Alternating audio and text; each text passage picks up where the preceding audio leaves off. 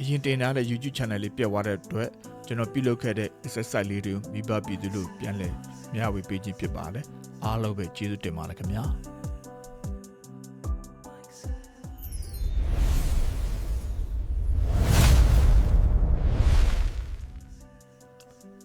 ကျွန်တော်တို့ exercise ပြုလုပ်ရင်နီးစနစ်မမှန်ကန်ခြင်းနီးစနစ်တွေလွဲမှားခြင်းဆိုကျွန်တော်တို့ရေရှည်မှာဒုက္ခရောက်သွားနိုင်တယ်နော်ခုကျွန်တော်ကို rehabilitation ဆရာမရဲ့လမ်းညွှန်မှုနဲ့အတူကျွန်တော်တို့မခိုင်သေးတဲ့ကျွန်တော်ရဲ့ခြေထောက်လေးကိုတိတ်ချလေး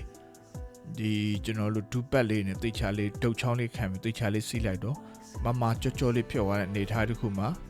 ကျွန်တော်တို့လမ်းလျှောက်ဖို့အတွက်အထောက်အကူလိုတယ်လို့တော့ကျွန်တော်ပြောရမှာပဲเนาะကျွန်တော်ကခုသိတဲ့ဟာကိုဆရာဝန်တယောက်အနေနဲ့မဟုတ်ဘဲနဲ့ကျွန်တော်လူနာတယောက်အနေနဲ့ကျွန်တော်ကတော့နားလည်ပြီးတော့တငငင်းလို့မိဘပြည်သူတို့အကုန်ပြန်လဲ share ရရင်ဖြစ်ပါတယ်ဒီလိုလေးထောက်တဲ့ပြီးကျွန်တော်ချက်ထောက်လေးကဒုတ်ချောင်းလေးနဲ့ကျွန်တော်လည်းပတ်တီးလိတ်ရဲ့အကြောင်းတော့ချက်ထောက်ကလှုပ်ရမ်းခြင်းမရှိတဲ့အနေထားတစ်ခုမှာမတ်တက်ရက်ဖို့အဆင်ပြေသလိုဒီ standing table နဲ့လည်းကျွန်တော်လမ်းလျှောက်ဖို့အတွက်တော်တော်အဆင်ပြေပါတယ်အဲ့တော့